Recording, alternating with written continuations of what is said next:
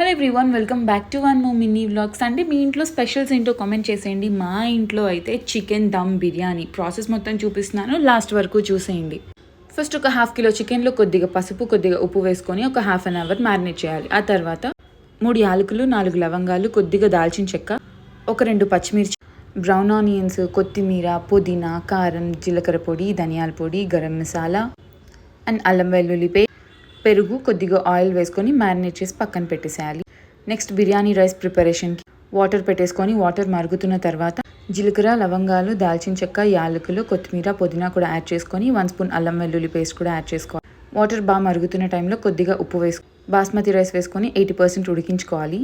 Next ఒక అడుగు మందంగా ఉండే గిన్నెలో మ్యారినేట్ చేసి పెట్టుకున్న చికెన్ వేసుకొని 80% ఉడికించుకున్న బాస్మతి రైస్, బ్రౌన్ ఆనియన్స్, కొత్తిమీర, పుదీనా అండ్ ఒక 2 స్పూన్స్ గీ వేసుకొని పైన టిష్యూ పేపర్తో దమ్ చేసేసుకుంటే completed chicken dum biryani. Please like